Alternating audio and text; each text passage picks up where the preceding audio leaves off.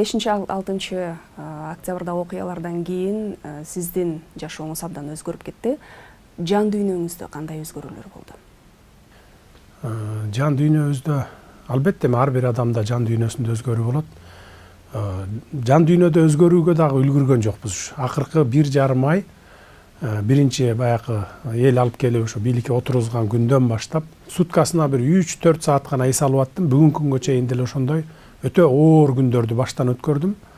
Анткени бул бир килейген мамлекеттин, элдин тагдырын моюнга алып, ошонун жүгүн сүйрөп, баардыгын баягы тынчтык жол менен эч кандай бир мындай бир башаламандыксыз алып кетиш бул өтө кыйын экен. Бирок ошогон жетиштик. Жан дүйнөбүздө болсо эми баягы кандай десем эми өзгөрүүлөр эми жакшы жагына болду. Жакшы тилек менен болду. Баардыгы ушул тынччылык жолу менен бүтүп кеткендигине абдан ыраазы болдум. Элдин ушу колдоп турганына ыраазы болуп, анан Кудай буйрса ошол элдин колдоосун, элдин үмүтүн актайм деген ушундай бир жан дүйнөдө өзгөрүүлөр болуп, аягына ушул баштаган ишти аягына чыгарам деген ушундай бир ой болду, өзгөрүүлөр болду. Буга чейин ушундай күндөр келет деп ойлочу белеңиз? Эми ойлочумун, үмүтүм бар болчу, анткени үмүтсүз шайтан дейт. Башынан баштап эле биринчи жолу баягы 2012 жылы элдик маселелерди көтөрүп чыгып биринчи кам алганда эле ошондо деле үмүт бар болчу. Кийин дагы ошо чет өлкөдө жүрдүм. 2013-төн баштап 17-ге чейин 17-жылы келип биринчи камаганда ошондо деле мен үмүтүмдү үзгөн жокмун. Акыры чындык жеңет, акыры мен элге толук маалыматты жеткире алам, акыры жеңишке жетем деп ойлогом. Бирок кечөөкү 5-октябрдагыдай моментте келем деп ойлогон эмесмин. Акыры бир күнү революция болот. Анткени ошол революцияга мурдакы бийлик ушул өзүнүн ишин туура эмес жүргүзгөндүктөн, айлана чөйрөсүндөгү туура эмес адамдарды тандап алгандыктан, ошолордун сөзүн эле угуп, өзүнө баягы маалыматтын, карапайым калктын арасындагы маалыматтар жетпей аткандыгын көрүп билип эле турдук да баарыбыз. Бирок акыры барып ошо бир 3-чү төңкөрүш болот. Ошол болгондон кийин шайлоолор болот. Анан шайлоолор менен жетебиз го деген ушундай бир үмүт бар болчу да, жетем го деген. Анан эле ошо 5-октябрда ушундай окуя болуп кетти. 6-сы күнү алып келип эл чыгарып келип отургузду. Анан чын-чынына келгенде ушундай абалда келип отуруп калабыз деген мындай ойдо жок эле. Шайлоолор жолу менен. Бирок үмүтүбүз бар болчу. Үмүттү үзгөн жокпуз. Коомдо абдан көп талкууну жаратып аткан конституциялык реформа боюнча кеп кылсак, конституциянын жаңы долбоору боюнча мамлекеттеги бардык жоопкерчилик мамлекет башчысына, президентке жүктөлөт. Анан эгерде эл ушул жаңы долбоорду референдумда кабыл алып берсе, колдоп берсе, сиз эгер ушул президенттикке шайланып келсеңиз, мамлекеттеги ушундай чоң жоопкерчиликти ушундай кыйын кырдаалда өз мойнуңузга алууга даярсызбы? Жоопкерчиликти моюнга алганга даяр болуп кетип атабыз. Конституциялык реформаны өзүңүздөр көрүп атасыздар. Биз биринчи азыр мен сунуш кылдым элем, депутаттар колдойт деп ойлойм. Ушу президенттик шайлоо менен биргеликте конституциянын кайсы мамлекеттик башкаруунун кайсы түрүн тандайсың деген суроону алып чыккыла деп сурандым, алып чыгалы деп. Кудай буйрса колдоп берсе, ушу президенттик шайлоо менен биргеликте бир суроо чыгат. Президенттик башкарууну тандайсыңбы же парламенттик башкарууну деген. Эл кайсы формасын тандап алса, ошол формасы менен конституция жазылат. Азыр талкуулар жүрүп атат. Ошо башкаруу жагын гана күтүп турушса болот, бирок адам укуктары, жергиликтүү бийлик жана башка сот бийлиги ушул баягы бөлүктөрүн карап, анан калганын ошол башкаруу тармагына келгенде ошол элдин референдумдан кийинки ой пикири менен эске алып туруп, анан кийин конституциялык референдумга алып чыгат кийинки жолу. Ошол тандалып алынгандан кийин анан бүт конституциялык реформаны жүргүзөбүз. Бул деген сөз ушу мамлекетте, мамлекеттик ишканаларда, министрликтерде, өкмөттө, башкарууда, парламентте дегеле бардык тармакта реформа жүрөт деген сөз. Реформаны Кудай буйрса ушул кийинки элдин кийинки келечегине, мамлекеттин пайдасына иштей тургандай реформаны жасайбыз биз. Буга чейин реформа деген ат менен эле келген, реформа кылабыз, реформа кылып атабыз деп аты эле айтылган дагы, бирок заты айтылган сөзгө дал келген эмес. Бул жолкусунда биз Кудай буйрса убакыт келет, ишибиз менен далилдейбиз. Фактически баягы чыныгы реформа менен элге көрүнө турган, баарына эл сезе турган реформаларды жасайбыз. Бул жаңы конституциянын долбоорун кабыл алынгандан кийинки улана турган иш. Конституциянын жаңы долбоорунда мажоритардык система дагы киргени турат.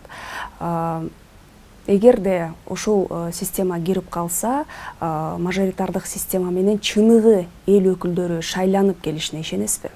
Ишенем, анткени 2005 жылы Кыргызстан 75 округка бөлүнүп, ар бир округтан, ар бир райондон өзүнүн депутаттары шайланып келген. Ошол мезгилде мен 100% деп айтпайын, эми 95% ошо элдин өкүлдөрү болуп шайланып келген. Чыныгы лидерлер келген. Чыныгы эл үчүн иштей турган балдар келген. Анан 2 жылдан кийин, эми 2,5 жылдан кийин 2007 жылдын октябрында аны таратып ийип туруп, андан кийин ушул партиялык системаны киргизип алышкан. Эгерде мажоритардык система менен шайланып келсе, чыныгы эл өкүлдөрү келет. Анан биз только мажоритардык эмес, башка азчылыктын дагы кызыкчылыгын эске алып, мына мисалы аялдар келбей калат, жаштар келбей калат, эгерде мажоритардык система менен шайланса деп чыгып аткан элдерибиздин дагы кызыкчылыгын эске алып, биз ошон үчүн партиялык тизме менен да келе турганга ошол орундарды бөлөлү деп ушундай долбоор түзүп атабыз. Кудай буйрса кабыл алынып калса, бул эми конституцияга киргизилбейт, мыйзам менен аныкталат, конституциялык мыйзамдар менен, шайлоо жөнүндөгү мыйзамдар менен. Ошон үчүн жаштардын дагы, аялдардын да укугун тепселебей, азчылыктын да укугун тепселебей, алардын да кызыкчылыгын киргизип коелу деп атабыз. Сиздин шайлоо программаңызда сот адилеттүүлүгү боюнча жакшы мындай багыттар жазылганда, каралган. Сот адилеттүүлүгүн, акыйкаттуулукту кантип орнотууну пландап жатасыз? Сотторду муну мен жалгыз күчүм жетпейт. Ошондуктан бул сот системасын, сот тармагын түшүнгөн, ошону ичинен билген, тереңден билген адамдардан турган, кандидаттардан турган адамдарды топтойбуз. Сот тандоо кеңешине топтоп, алар аркылуу ошо сотторду тандап өткөрүп, анан кийин сотторду шайлайбыз. Мен ишенем, сотторду эле баягы жаңы шайланып келген соттор адилеттүү, мыйзамдуу чечимдерди кабыл алат деп. Анткени биз өзүбүз тараптан ошо Кудай буйруп шайланып келип калсак, ак үй тараптан эч кандай сотторго кысым жасоо же болбосо телефондук звонокторду таптакыр тыюу салганга биздин эркибиз да, күчүбүз да жетет. Ал жагын биз сотторго камсыз кылып беребиз. Калганы ошо жаңы шайланып келген соттордун өзүндө калат, өзлөрүнүн жүзүндө калат. Билиминде калат, баягы билимдүү, илимдүү болсо адилеттүү, мыйзамдуу чечимдерди чыгарат деген үмүтүбүз бар. Негизи эле ачык соттор дайыма ачык болуш керек. Камерага да тартылыш керек, аудиого жазылыш керек, аган тараптарга мүмкүнчүлүк бериш керек, адвокаттарга да мүмкүнчүлүк бериш керек. Бир гана баягындай жашыруун каралып аткан иштер гана болбосо, баягы мамлекеттик кызыкчылык же болбосо ушундай жашыруун иштер бар да. Ошолор гана тартылбаш керек, а калганы бүт баары ачык болуш керек. Тартылып туруш керек. Бул менин көкүрөгүмдө, жүрөгүмдө турган нерсе. Буга биз жетишебиз. Түрмөлөрдө адилетсиз отурган, же болбосо ушу майда чүйдө нерсе менен отурган адамдар өтө көп. Өтө көп. Аларды биз түрмөдө кармап алып, миңдеген адамдарды, миллиондогон сомдорду коротуп, элдин акчасын коротуп багып атабыз. Биз эки жактан зыян келтирип атабыз биздин мамлекетибизге. Биринчи элдин акчасы менен аларды багып атабыз. Экинчи аларды түрмөлөрдө кармап, бала чакасы менен барып, баягы аралашып жашаганга, анан көчөдө түрмөдөн кое берсек өзүлөрүнүн жанын өзү багат, иштейт, анча-мынча мамлекетке тескерисинче салык төлөп пайда келтирет деген, үй бүлөсүн багат дегендей жагынан буларды аксатып атпайбызбы? Ошон үчүн эки жагынан пайда келет бул. 230 киши чыкты. Бул ошол аялдар бар, бала чака, балдары менен түрмөдө жаткан аялдар бар, анын арасында көпчүлүгү ошо аялдар. Андан сырткары ошол адилетсиз, мыйзамсыз соттолуп кеткен балдар бар. Андан сырткары ошо майда чүйдө менен гана соттолгон адамдар бар. Бул жерде баягы киши өлтүргүч, анан же болбосо ОПГнын мүчөсү дегендер жок, андайлар. Анан эми биз мындан кийин дагы Кудай буйрса баарын ревизия кылабыз. Бир сыйра комиссия түзөбүз, комиссия менен да карайбыз. Баягы адилетсиз соттолуп кеткендерди дагы ревизия кылып, эгер ошондой адамдар болгон болсо, биз дагы чыгарабыз. Буну баягы эч нерседен коркуштун кереги жок, кара пиар кылыштын да кереги жок. Баягы киши өлтүргүчтөрдү чыгарып атат, анан түрмөдөгүлөрдүн баарын чыгарып атат деп. Түрмөдө деле биз сиз экөөбүз окшогон эле адамдар жатат да, криминалдар да бар, ОПГнын мүчөлөрү да бар, анан жөнөкөй адамдар көпчүлүктү түзөт. Мисалы бир түрмөдө бир 1000 адам жатса, анын бир 100ү чыныгы ОПГнын мүчөлөрү болсо, чыныгы кылмышкерлер болсо, калган 900ү жөнөкөй адамдардын балдары. Жөнөкөй адамдар, жөнөкөй карапайым балдар, жетим балдар бар. Мисалы, биз 11-классты бүткөндөн кийин, баягы детдомдордон, жетим балдар үйүнөн 18ге чыктың деп, аларды көчөгө айдап коебуз. Көчөгө чыгарып коебуз. Алар ар кайсы жерде жашашат. Туугандары да жок болгон үчүн детдомдо чоңоюп атат да балдар. Биз мамлекет ошону такыр карабай койгондо, ал барып дордойго барып тачка түртөт, же болбосо бир кийим кечек уурдайт, же тамак аш уурдайт да түрмөгө камалып калат. Мына мен отурган түрмөдө эле 11-классты бүтүп чыккан балдардан 1 жылга жетпей, же болбосо 2 жылга жетпей барып камалып калган 5 бала барды мынакей. Жалаң ошондойлор. Мына ошондой балдарды дагы чыгардык. Ошондой балдарды да чыгарып атабыз да. Жетим балдарга биз мындан кийин мамлекет тараптан көңүл бурабыз. Бул боюнча менин программамда бар. Санариптештирүү менен коррупция маселелери боюнча суроолорду бир эле берген оң деп ойлойм. Анткени бири-бирине абдан жакын темалар. Санариптештирүү менен коррупцияны жөнгө салууга, коррупцияга бөгөт коюуга мүмкүн экендигин эл көрүп билип ишенип калды. Коррупция менен сиз кандай күрөшөсүз? Анан санариптештирүү багытында кандай иш пландарыңыз бар? Коррупция менен эми биз ачык айкын күрөшөбүз. Буга чейин деле мына ишти баштап койдук, өзүңүздөр билесиздер. Мына 1 ай иштесем, анын 20 күнү ызы чуу менен өттү, 10 күн толук кандуу иштедик. 10 күндүн ичинде көрсөттүк ишибизди. Мындан ары дагы ошо ишибиз менен далилдейбиз. Эми ал боюнча көп сөз айтпай эле коеюн. Ал эми санариптештирүү боюнча бардык министрликтерди, бардык мекемелерди, мамлекеттик мекемелердин бардыгын киргизебиз. Фискалдаштырабыз, санарипти киргизебиз баарына.